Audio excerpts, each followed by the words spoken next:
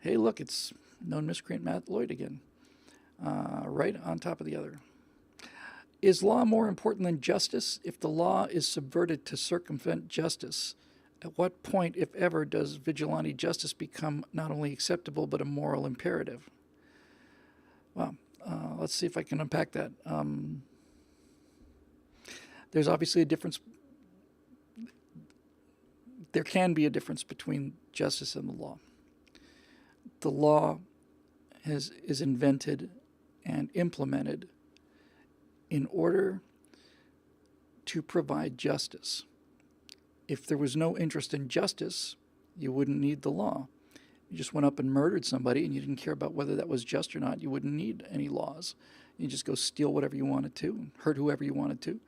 And the fact that virtually all people, I talked about this on the Eyewitness to a Massacre, virtually all of us have very deeply, deeply held inhibitions against really inflicting pain on people. The percentage of the population, at least of the American population, who could actually torture somebody is just vanishingly small.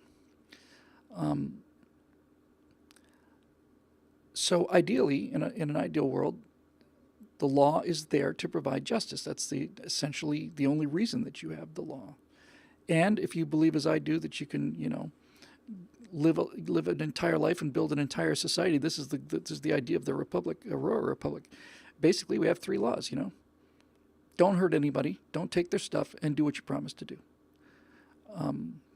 And those are the essence of natural law. And we try to make human laws in order to try and bring justice. Now, obviously, justice. If we were just going to kind of walk this thing through. The best thing you can do for justice is to make that person whole. In other words, if somebody steals a new car from you, then they need to return a new car, not your car trashed. They need to return what you had, and then they have to pay the price for having done it in the first place. That's a different issue. But the entire idea of justice is making somebody whole, is providing redress to whatever wrongs they suffered. If somebody is murdered, you're never going to get justice. You may get revenge, and you may get, and there's nothing wrong with that, by the way, and you may get some kind of satisfaction, but nothing is going to bring back that person. And or if something you care about is stolen, and they catch the criminal and he gets 10 years, you could say that's justice, but it still doesn't make you whole. It doesn't put back what was taken from you. So, if the law is subverted to circumvent justice, I know he was talking earlier to me about the Jussie Smollett thing, so let's just use that as a good example. So here's a young, hip, black actor. He's been with Barack Obama in the same swimming pool. I'm sure there were other people there as well. But he's young, he's hip, he's everything that Hollywood is, he's everything that Hollywood thinks the future will be. And he comes out and says that a bunch of white racists wearing MAGA hats, Donald Trump's trademark hat, called him racial slurs, homophobic slurs, and then beat him up. And the entire left was completely incandescent, because here finally was some evidence of what they actually believe. Here finally is some actual evidence of what they think about Trump supporters, conservatives, and all the rest of it. And then you find out that it not only didn't happen, that he paid people to do this in order to gain the only currency that really matters in America on the left. There's only one currency. He makes a lot of money, and he's very famous, and he's a good-looking guy. And so what on earth could somebody like that need? And what the currency that Jussie Smollett was going for, the thing he wanted to steal, was he wanted victimhood. He wanted sympathy. He wanted the red badge of courage, the purple badge of victimhood, whatever it is for the left. so so he made up the story so that people would feel sorry for them and generate all the support. It might have been just a business decision, get into contract negotiations, all the rest of it. But the absolute fact is he paid people to do this, and he told a lie. He claimed he never lied, but look, there is we have a check that Jesse wrote to the people who did it, and we have video of him colluding with them. We have confessions on the part of the two Nigerians who actually did it. He's absolutely guilty. There's no question about it. He's as guilty as OJ was. Absolutely as guilty. And so you think, hey, this is serious. And the Chicago police are saying, yeah, this is a serious charge, and we're going to investigate it. He may go to jail. So what happens? A week or two goes by, and the Chicago police and Jesse's lawyer announce that they didn't have evidence to press charges, and not only that, his record is expunged. So in other words, there is no record of him being arrested, charged, or anything. But they did keep his $10,000 bail bond. Now, if I was innocent, and somebody had accused me of something like that, and then they said to me, Bill, we realize that you're innocent after all. We're going to let you go, but we're going to keep your $10,000. I would say, and $10,000 is nothing to Jussie Smollett. I would say, you're not keeping a penny. You're not going to keep a dime of that money. I'm going to fight you for every single dime of that $10,000. And the reason I'm going to fight you for every single penny of that money that I'm going to get back from you is because if I don't, it's an admission that I'm guilty. I put up a bail bond in order to appear in court, and they actually did this. And you agree that it wasn't that I didn't do it on my own, so I want my money back. So it's obvious he did it. And so what happens? He's in Chicago. Chicago's the most corrupt city in America. He and Barack Obama are great buddies, and it's not that he needed. It's not like he was calling in a favor. It's like the favor called into him. He slandered half the country. He slandered you, slandered me, slandered anybody who supported Donald Trump. He supported anybody who's ever worn a MAGA hat. He said white, straight, conservative Trump supporters called him horrible names and beat him up. It's not true. So he should have gone to jail for that. He should have paid a price for that, but he didn't. The Chicago police just, a couple, 10 days go by, and then they say, well, looks like he didn't do anything, so we're going to wipe his record clean. And we're going to keep the $10,000 that he put on deposit. So it's obvious. So now the question is, what he was getting at, Matt's getting at in his question is what happens when the law is subverted to circumvent justice? Because justice for Jussie Smollett would have been a felony conviction, and if not jail time, then certainly a felony conviction and some form of parole, probation, something like that. He should pay the price for this lie that he's told. But that's not what happened, because he's got political connections and because the left owns the media. And so if the media doesn't report it, it doesn't matter what you and I think. There's nothing you can do. So the second part of the question is where it gets interesting. If it keeps subverting justice like this and tell lies about Trump with the Mueller report, tell lies about Kavanaugh with Blasey Ford, tell lies that Jesse told. There's a firewall in this somewhere, I think. Then the question becomes, okay, so there is basically two sets of law now. There's law for Republicans and there's law for Democrats. And if you're a Democrat, you can get away with anything. And Hillary Clinton, I'm sure you can get away with murder. And if you're a Republican, you can't. And this situation will not continue. It can't go on forever. Glenn Reynolds says that which cannot go on will not go on. He's absolutely right. So what's going to happen? I don't really know, but I'll tell you one thing. I am very, very, very glad that we're the guys with the guns. Very, very, very, very glad about that. That's kind of the, we would have been under the wheels of the bus a long time ago,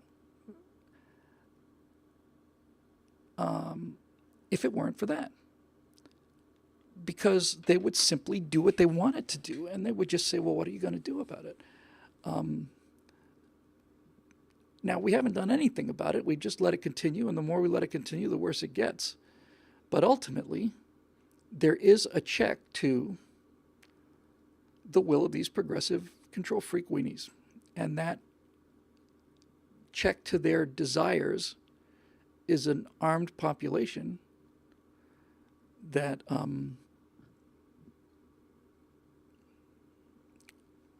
is heavily armed. This gets their attention, which is why they're calling constantly for gun control instead of crime control. They're not, when they say gun control, they're not trying to prevent massacres, and they're not trying to make their neighborhoods safer. What they really want to do is they want to disarm the law-abiding citizens of this country so they can do what they want to and get away with it. But it's a little late for that. So every time you buy a weapon, and if you are going to buy a weapon, it's an adult decision, and you need to be an adult, and you're responsible for what happens with that weapon. But since you are adult and you are responsible, every time you buy a weapon, a little bell goes off in heaven, because it's another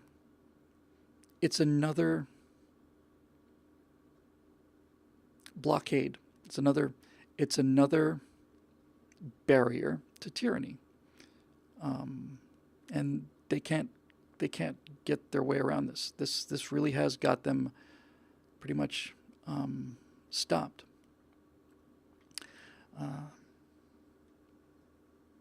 And thank God. There, I just realized, what it really comes down to,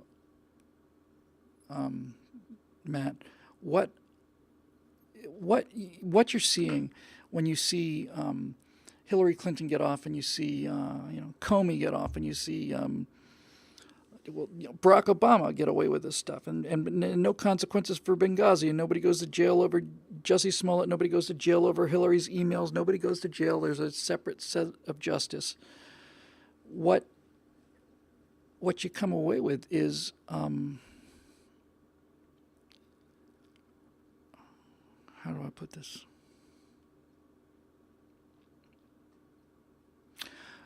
What you come away with is you realize that what is driving this psychologically for them is that they are, in fact, a genetic mutation, or maybe we're the genetic mutation, more likely, because this kind of people have been with us forever. But they're people who have to tell other people what to do.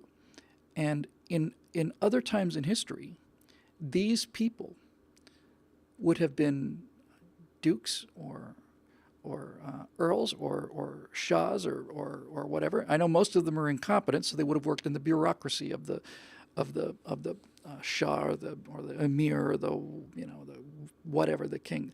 They're not only determined to tell people what to do, they have a burning desire to exercise control over people and to ride in a better car. And there's no other way to explain what happens in San Francisco. San Francisco, arguably the most beautiful city in the world, has reeking piles of human excrement on the sidewalk, and it's not that they're out of money. So what is driving this? It's actually happening. You've got a progressive mayor, and you had Gavin Newsom before. He's now governor. He's going to do to the whole state what he did to San Francisco. So why is it happening? Why would the progressives have their own city, arguably the most progressive city in America? Maybe Portland is neck and neck now. But why would the most progressive city in America be willing to allow human excrement and drug needles on the streets. Why? You would think that if you're a progressive and you're taking the kind of tax money from people like me that they take, you would think that you would make San Francisco a model city. You would think if you were a progressive and you had the kind of money that the progressives have, San Francisco would be the cleanest, safest city in the world. It'd be a showpiece for their philosophy. Well, as it turns out, it is a showpiece for their philosophy. And the human waste on the streets and people basically, just taking a crap on the sidewalk, that is an advertisement for their philosophy. And here's where you really will begin to understand these people. They'll tell you that they want equality and that they want, that they don't want anybody doing better than anybody else. But the only explanation I can come up with for having San Francisco in that state is that on some level, Gavin Newsom, as mayor of that town, really needs to be the guy who's not walking through human shit. That's what it comes down to. He needs to be. Thank you, Scotty. He needs to be above it. He needs, since this country is so wealthy and this country is so prosperous and safe, how the hell are you going to be better than everybody else, noticeably better than everybody else, if everybody else is doing well? In other words, if you had a prosperous and clean San Francisco, how the hell would you know that you were Gavin Newsom, the mayor of San Francisco? The way he knows he's the mayor is that he's going around in a limousine and the rest of the peasants are walking through human filth.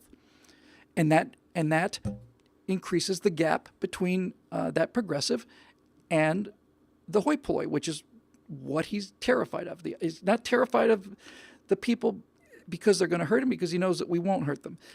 But what these people are terrified of is they're terrified of being normal. They're terrified of being seen as the same. They're terrified of. It's funny that these progressives, what they're really terrified of is real democracy and real equality. That's what just scares the hell out of them. And they're terrified because they know that they can't do these things. They know that they will never, ever. Gavin Newsom, or take Jerry Brown. Jerry Brown or Barack Obama or Hillary Clinton would never, ever, ever be heard of, and they would have no money, no recognition, no nothing if they had not gone into politics. Bill Clinton, on the other hand, if Bill Clinton didn't go into politics, I think Bill Clinton would have become an extremely successful car salesman. I think he would be I think Clinton Ford would own Arkansas, and he'd be making millions and millions of dollars a year and chasing all these girls around. And he'd be perfectly happy because Bill Clinton would make a great car salesman. He was not a great administrator. Doesn't have to be. Bill Clinton's the kind of guy that makes anybody feel happy and comfortable. And you walk into Clinton Ford and you're going to shake hands with Bill, and Bill's going to make you feel like you want to buy a car there, and he would become successful. But most all of them, what would Hillary Clinton ever do? Hillary Clinton's destiny outside of politics would be to she would retire as an upper-level manager, mid-level manager at an insurance company. And her entire worth would be that she spent 35 years snooping into people's business to make sure that everybody was doing their job and that they were getting their money's worth. That's it. That's what they are. I see people, and we all feel this way. When we see somebody go by in a nice car, a progressive said, no one should have a car like that. And a conservative says, everyone should have a car like that. I certainly want a car like that, and I'm going to get one. And so you get down to the psychology of them. It's all about not just moral superiority. That's what I've been saying for 10 years, the unearned moral superiority.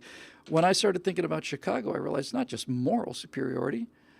They have physical superiority. There is no excrement on their shoes the way there is on the shoes of the people who are not Jerry Brown or his friends or at their cocktail parties. Those people are down in the street walking in the filth. But we don't have to do that because we are special. These elitists, you have to be a certain level of stupid and arrogant in order to get to this place. You have to, and venal too.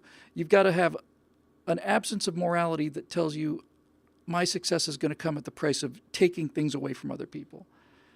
And then you have to have the arrogance to think that you deserve all of these things when in point of fact you don't produce or do anything. And finally, you have to have you have to be stupid enough to not be able to be successful any other way. Why do you think that politics and politicians are despised in American society and despised in British society and probably not French society? That's all you need to know about the French. Why is it that politicians are despised everywhere? That people, going back to the Romans, the Greeks, that anybody who was running for office, automatically, you can find reports of this back in Smyrna, 2000 BC. You find that the people that run for office, that want to be elected officials, have no moral character. They're willing to say whatever they need to say to get into that position. And when they get into that position, they act like lords because they always want to be lords, but they're not smart enough or willing to work hard enough to actually do it. So they do it by force. They do it by the force of the state. They're awful people. And they're destroying this country. We're not telling lies about Barack Obama.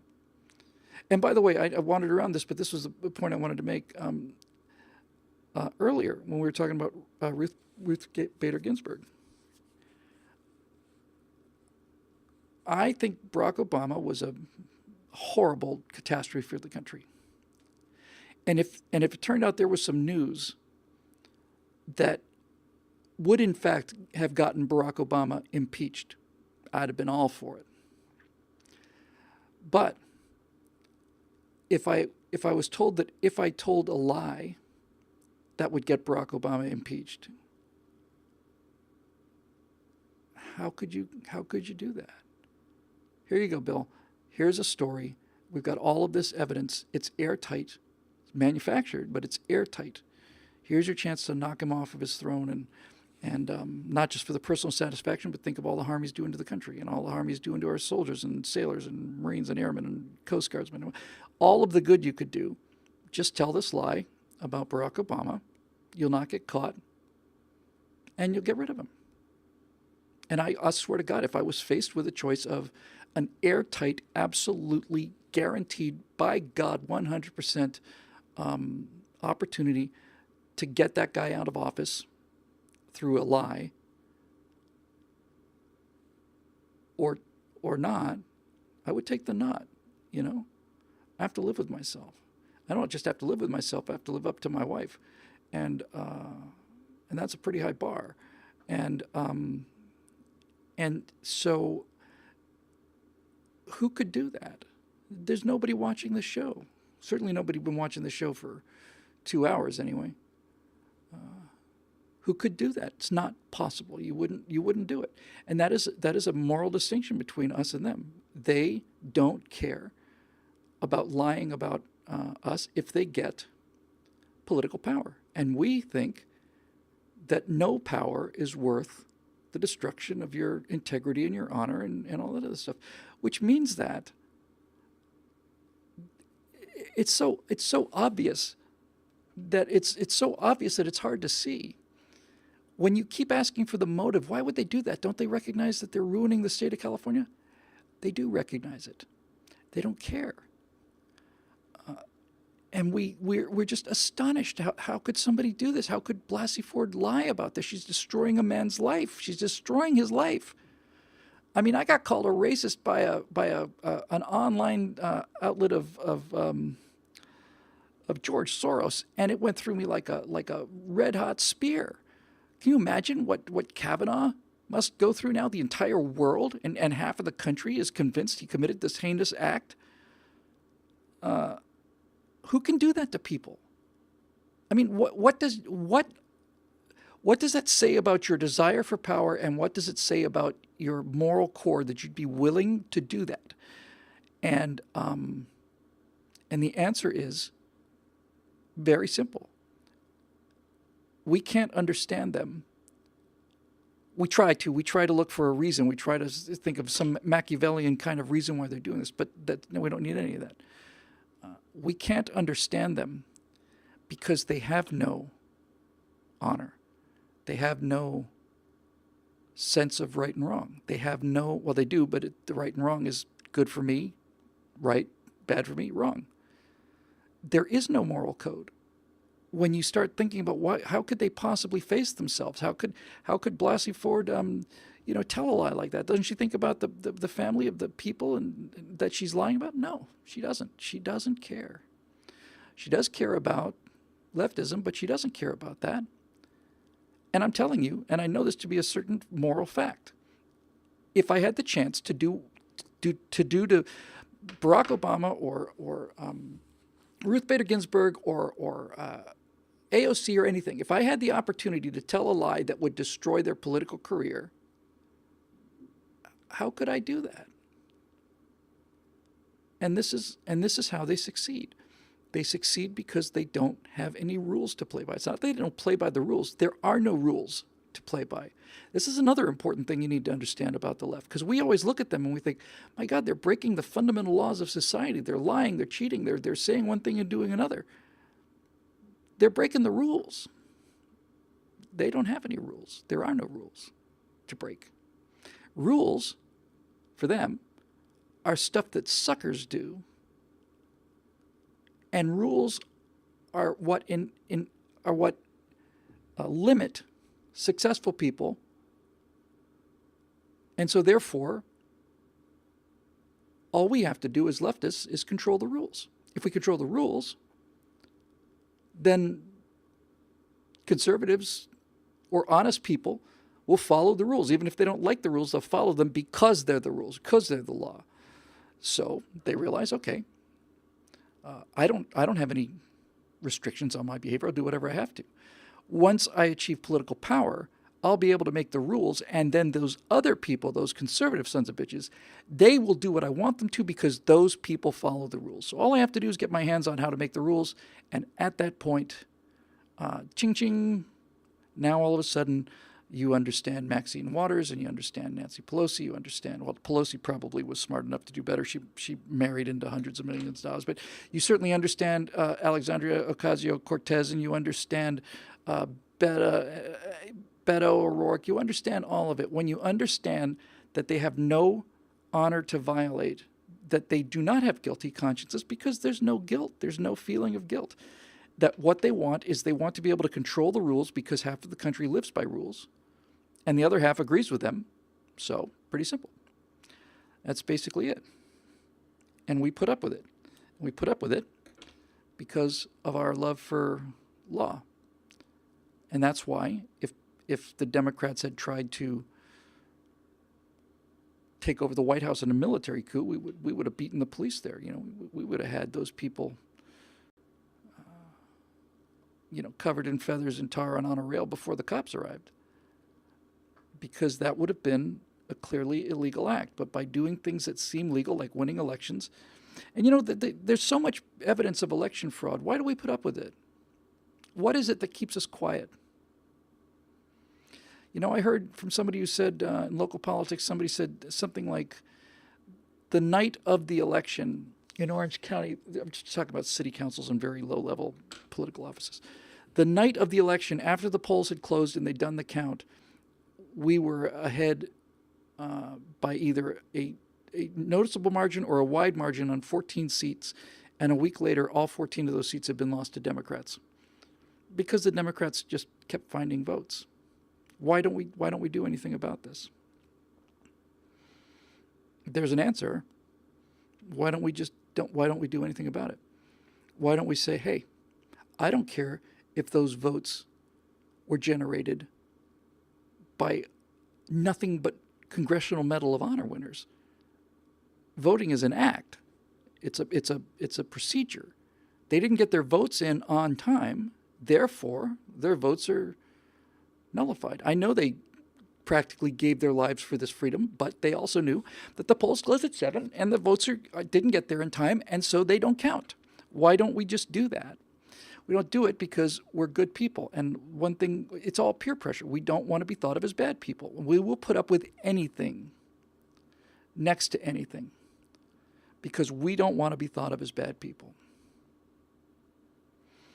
It's very, very, very powerful. Very powerful for us. And they understand as long as they can hide behind the law, we won't do jack. Because we have restrictions on our behavior. And we have restrictions on our behavior because we're successful, because we're competitors, and because we don't want to eat the poor, you know? So we have limitations on our behavior because we can do pretty much whatever we want to. These people who can't do anything have no limitations on their behavior, and they think that limits and rules are for suckers. And that's what we've been doing, is we've been playing suckers. But, and this is not a trivial thing, we have allowed them to get away with this, and we've been played for saps and suckers. But we haven't given up our souls over it, you know? We still cast a reflection, and there's an awful lot to be gained by that. Edward Smith just made a comment, and I'm not really repeating it, but it reminds me of something that's crystal clear to me. A liberal is somebody who would rather do something that felt and looked good but caused actual harm. And a conservative is somebody who's willing to do something that looks bad and does actual good. So, anyway, that's that.